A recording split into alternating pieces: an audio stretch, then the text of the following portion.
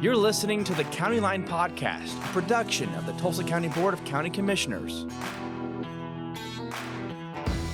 Hello, everybody. Kelly Dunkerley, County Commissioner. We're here with another edition of County Line, our new podcast, opportunities for conversations with interesting guests. With me is Chief Deputy Darren Gantz, my trusted deputy, and we do a lot together, including podcasts. But also, we got Paul Tryon with Tulsa County Sheriff's Department, Captain. Thank you for being here. And also Phil Williams here, drew all the way from Weatherford. So I think you might get a prize for the longest trip to come in for one of our podcasts, but we're really excited about talking to you and Paul.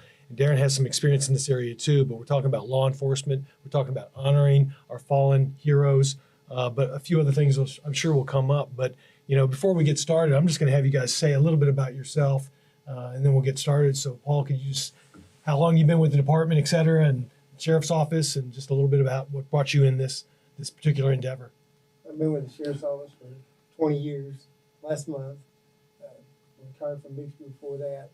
So I'm over the Criminal Investigations Division of the Sheriff's Office. I'm glad to be here to talk about the memorial because it's an important thing. Absolutely, absolutely. And Phil, tell us a little bit about yourself and just what brought you into this work. I know you've been doing it a long time. You're passionate about it. I am a retired Oklahoma City police officer, retired in 2021 after 28 years. I did about 40 years in the Metro, some of it with the Oklahoma County Sheriff's Office, some of it with Bethany. Actually started out as a jailer right out of high school in Midwest City. So been doing this for a minute. Yes. At Oklahoma City, I worked the majority of my career in narcotics, working major case investigations. And by reason of that, I ended up on the Association of Oklahoma Narcotic Enforcers governing board. And about 15 years ago, I ended up taking their memorial seat. So the State Law Enforcement Memorial is comprised of members from each of the larger police associations in the state, the FOP, Troopers, Wildlife, Sheriffs and Peace Officers, Chiefs of Police, Sheriff's Association, and A1. Mm-hmm. And so I hold that seat. And 2 years ago, Dennis Lippi and his wife decided to step down after 37 years of chairing the Law Enforcement Memorial. And I guess by default, everybody looked at me and went, "You're the new chairman," which I'm not sad about because it truly is a passion, and it's become that. Do what you love. So, well, thank you for your service for sure. We're going to get into the details. And Darren, tell us a little bit about your involvement in law enforcement. I know you've done a few things. Wow. Well, mine first starts when I was a little boy, and all these people kept coming over to my great-grandpa's house while he was babysitting me. And I found out he was the sheriff of Creek County, and I inherited his badges and different things, and then all of his guns and police equipment we donated to the Sapulpa Historical Society, if I can get it all out. But then later, after I graduated college and came back to Sapulpa, I got the opportunity to work with Sheriff Steve Tolliver, and we came up with a way to raise money to put up a memorial at Sapulpa.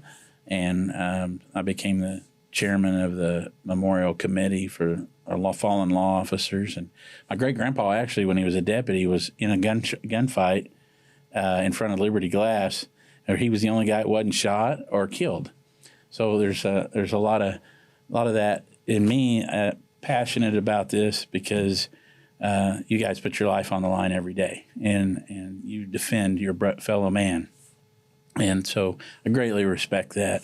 And later I became, in Tulsa County, chairman of the Tulsa County Sheriff Foundation, where we help the Sheriff's Office and different charity scholarship program and raising money for law enforcement and behind the scenes.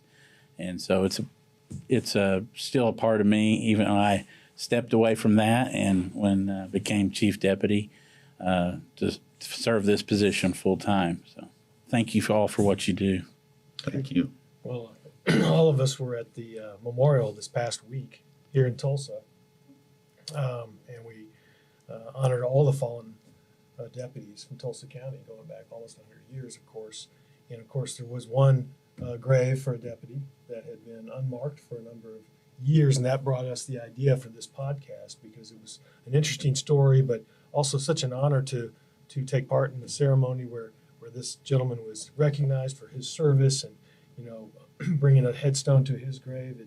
It's a fitting thing for the law enforcement officers of all kinds to be involved in that type of endeavor to recognize our fallen heroes. So I'll turn it over to you to say a little bit more about that. How do we find these heroes that have a little bit been forgotten a little bit in one way or another? And I know you've been through a number of these, so I'll just kick it to you to kind of tell us a little bit about that story, and maybe we can hear about some more too. Well, at the memorial, we are constantly looking for people who've not been honored. And if you look at our programs every year, information comes to us. In fact, I've just spoken to somebody in Kingfisher this last week about 2 deputies who are potentially in line of duty deaths who've never been honored with this unfortunate honor of having given their life in the line of duty. Mm-hmm. Their names aren't on the wall. They're not included in a ceremony. They haven't had their name read. They haven't had a flower placed. And so we're always looking for those. And in the course of doing that, we compiled our list. We have a spreadsheet that tells us who the officers are, what their date of birth is, their end of watch, where their grave sites are, and it's separated out by city, county, state, cemetery, and the lot and plot information if we have it, where their names are located on the walls at DPS at our memorial site, and where their names are located on the walls nationally in DC. So we try to maintain that. In going through that list, we began discovering that we had, at that time, over 40 that had never been honored with a headstone. Maybe the department couldn't afford it, the family couldn't afford it. There was not a mechanism in place to ensure when that happened that he's properly honored. And so we began looking at it, and the memorial board agreed probably 3, 4, 5 years ago that we were going to try to get every fallen officer a headstone who didn't have one. And so we designed it. We had placards made, and in 2007, there was a commemorative badge for everybody in the state. It's a round circle, says Oklahoma Peace Officer, and has a star in the middle with a state seal. So we had those cast in bronze. They go on every headstone. And then we take a memorial logo cast in bronze, and it goes down in the corner. And it gives their name, their birth date, and their end of watch. And it says life given in the line of duty. Well, so important.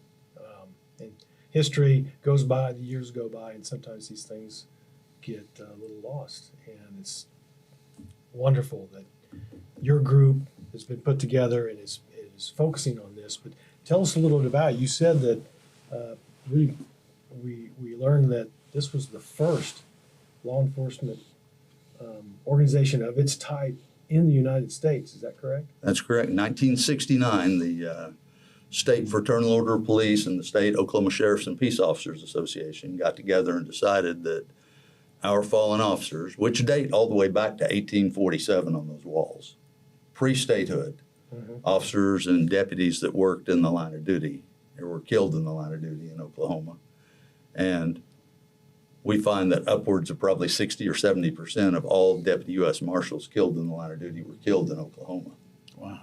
And so they recognized that and said this needs to be honored. And they put together a nonprofit organization and raised money and poured concrete and had granite stones built and started putting the names on the walls. Very fitting. The term etched in stone means something when you say that out there. You bet. Yeah. You bet. You bet. Well, Paul, let me ask you a question about the ceremony that just took place here in May. A little bit special because it was in a different location, Oakland, and it was a grave that had been unmarked, and a Tulsa County deputy. And we heard the story at the memorial, but is there anything you could tell us a little bit about that individual and the journey it took to find their final resting place? Yeah, we did. I was unaware that we had a deputy that didn't have a grave marker. Everyone should have a grave marker, but especially a deputy killed in the line of duty. And so Dennis had contacted me and said they discovered there wasn't a grave marker. And we had a captain that was going out. She goes out every year and places flowers on deputy's grave, and she didn't know where this grave was. And so when Dennis called me and we tried to find it, we knew where the cemetery was, we knew the section, but we didn't know exactly what place, exactly where it was at. So they asked me to see if I could locate that. So I went out there and tried to coordinate with who was buried where and tried to put those, I knew where those people were buried and what sections, what numbers, and then was able to try to treat it like a crime scene and measure off exactly where it would be at. And so we could tell them, we make sure we had the right place to put the marker. And we decided, since we always have it at Chandler Parker, that's where we have a memorial for the deputies. Right. But this year, since we we're going to have a grave marker, I asked that we do it all in one, and that way we could honor him at the same time. Mm-hmm. And that's why we had it at the cemetery instead of Chandler Park. Yeah, it was a great ceremony, and kind of opened the door up to this conversation about fallen officers who haven't been recognized. And I think you mentioned earlier that there might be 30 or more in the state of Oklahoma, or was that correct in my memory? There's still about 33 or 34 that have unmarked graves that we know of, and we've got those outlined. And navigating logistically how to do those, we try to be mindful of our headstone guy because he does a lot of this volunteer, so that if we've got them in the same area, sometimes we can do 3 or 4 in a day and get those out. But navigating that and coordinating that with the agencies and the different law enforcement entities from where these officers fell is sometimes a bit taxing. But once you get them all on the same page and they understand what we're doing, right. But getting an honor guard together, because we believe that once we lay that headstone, that is a memorialization of his sacrifice. And we need people to be there to do it properly, right, in proper honor guard uniforms, read their stories, and make sure that if there's family available, those kind of things, that we find them and let them know that their loved one is being properly honored. Because truly what we do at the memorial is for the partners and those things, but above and beyond that, it's for the families. The families need to know that their loved ones are never forgotten. Right. Yeah. Wreaths Across America has a saying, it's one of their mottos, and it says, remember, honor, and teach. And Ronald Reagan used to say that our freedom and democracy is only one generation away from extinction. Amen. And if you don't teach the younger ones what this is about, then the stories go away. Yeah, we lose our very way of life. Yes. This, peace officers have a special place. I know Darren knows this with his family history. But you swear an oath, and that oath is to protect and serve. And it's really the foundation of a civilized society that we have law enforcement, and if it's police, if it's sheriff, if it's the deputies, and people in authority that have sworn their lives to protect others, many times strangers. And so that's why this is so important, and that we recognize people, but also recognize those who are serving now, because it's a very difficult job.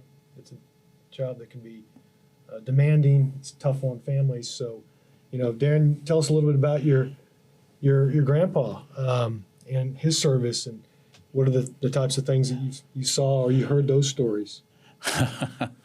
The first one that comes to my mind is when a gentleman came over, on knees, playing with police cars and ambulances on the floor, and he goes, "Do you know who your grandpa is?" And I said, "Yeah." And they go, "But do you know who your grandpa is?" And I said, "I don't know what you mean." And he said, "Well, you know who Chuck Norris is?" And I said, "Yes."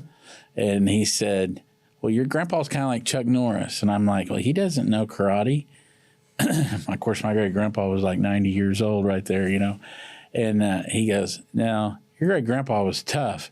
He got in a bar fight by himself as a deputy and marched 9 men with a shotgun over 2 miles to the courthouse.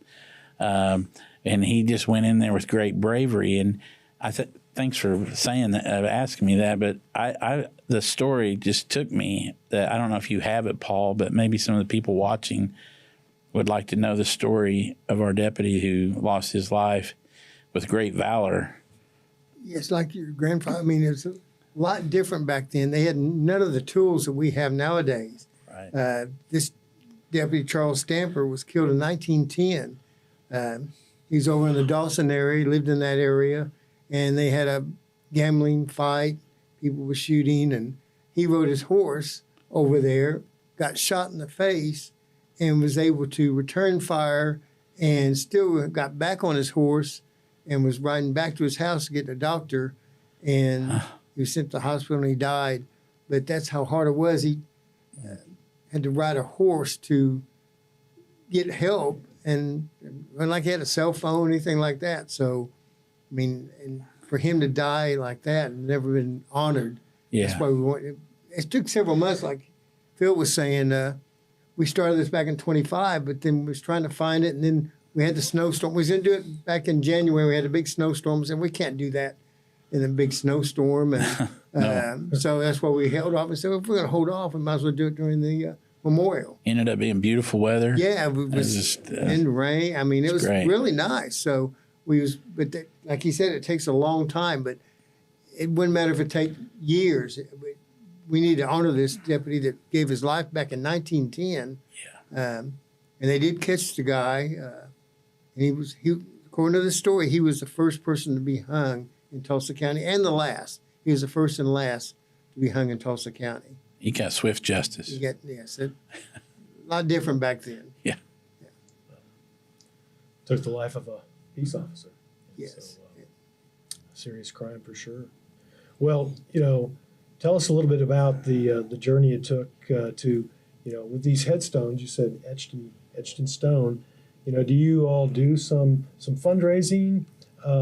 That's it's a 501c3. So, do the departments largely take care of some of the funding? How does this work from a funding standpoint? Because we know that's always part of something like this. It's always a struggle, and we're never going to not put a headstone in just based on the fact that someone hasn't contributed.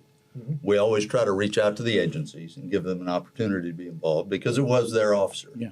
And we don't want to take from them their ability to be a part of that honor.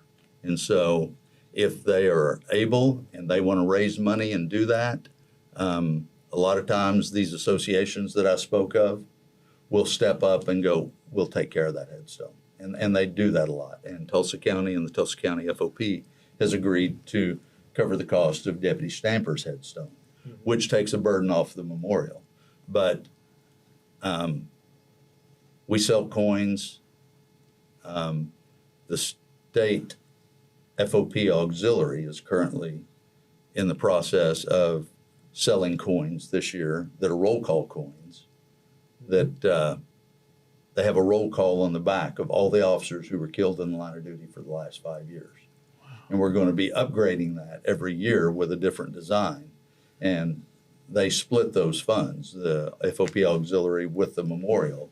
And so we're able to raise money in that fashion because people love to have those and put them on a shelf because it means something to them, because it has the name of their friend, their coworker, their dad, their brother, whoever it is that means something to them. And when they see their name on the back of that coin, they go, you know what? Somebody has not forgotten.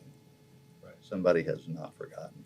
So we do things like that. And at times I have friends who step up and people I know, and they go, when can I give you a check? These are great stories. And I want to give you a check. I want to do something towards this. And it just happens. People will step up for a good cause if they know what it is. For our viewers, what's the name of the organization? How do they write out a check? The Oklahoma Law Enforcement Memorial. We have a website. It's on the internet if you look that up, and that has a complete roll call of all of our officers in there. Our actual website is being upgraded right now. We just hired a new webmaster who's redesigning it, and there will be links on there for donations so that if people want to donate and do those things, it makes it easy. They can do that, and they get honored and recognized on the page as donating to the memorial and doing those things. I got something. There's a lot of people who make these phone calls, and you never know if they're really who they are, asking for money. Right. So tell one more time, say the name of your organization. Oklahoma Law Enforcement Memorial. So if somebody calls from that organization, or do you ever call? We don't ever do that. So that's not you. We that don't makes those solicit. calls. No, Okay. we don't do any soliciting. If I do any soliciting, it's generally at one of the conferences, and I'll set up tables for the memorial, for the Narcotics Association. I'm also the president of the State Law Enforcement Hall of Fame. So I'll set up tables there just to create that awareness among other law enforcement officers who are present at these different conferences.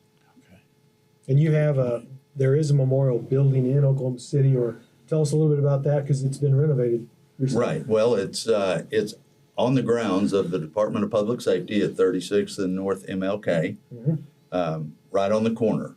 DPS sets up on the southeast corner of that intersection on a hill, and right outside the west doors is a cordoned off area with pylons that is the law enforcement memorial site. And yeah, so I as I spoke earlier, it was the very first one in the United States in 1969. And about 8 years ago in 2018, we had determined a couple of years before that it was deteriorating. It was almost 50 years old. So we raised money.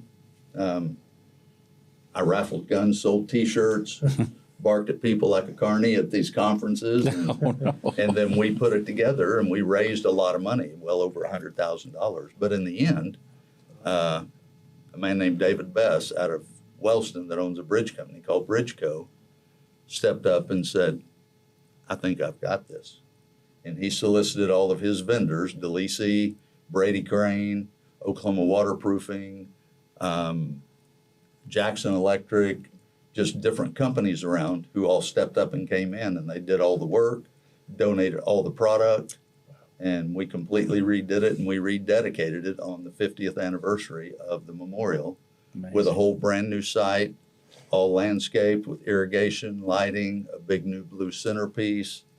Since then, we've installed a 60-foot flagpole, and we've put a stone in for all of our fallen officers whose graves we don't know where they are, because we just talked about identifying those graves. But we've determined there's well over 100 law enforcement officers in the state.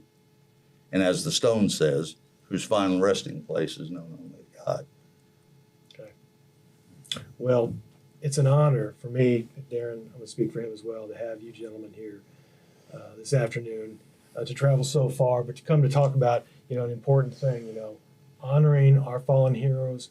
We want to honor those who are still in uniform today. And there's really no higher calling that we can have but to say thank you to our officers, because you all are on the front lines, keeping us safe, keeping strangers safe. You're really the difference between, chaos and order. We owe you a great debt for that. And the people, we need more people who are willing to serve like that, serve others, and give back to the society. So peace officers, they deserve special recognition. The Oklahoma Law Enforcement Memorial is the entity we're talking about today that's done this, that's honored people who don't have a grave marker. It's only known to God where these people, these heroes are. But with your all's efforts, we are finding them, we are honoring them, and with other people's help, it's happening. So I just really want to thank you. I could tell, that you're passionate about this. It's coming through, and it's kind of infectious. So thank you for what you do. Thank you for what you do every day at Weatherford and where you are. And Paul, thank you and for your service. Appreciate you being here. Appreciate you sharing the story. And Thanks for having us. Thank you. Thank you for allowing me this platform to tell these stories. Well, you'll be welcome back anytime, and I'm sure we'll have more to talk about in the future. But this is the County Line podcast with Tulsa County. We're still in our infancy here. We're trying to get better. Thank you for helping us get better and bringing this type of important topic for us to speak about and let people understand and know. So thank you. Until next time, we'll see you at the County Line.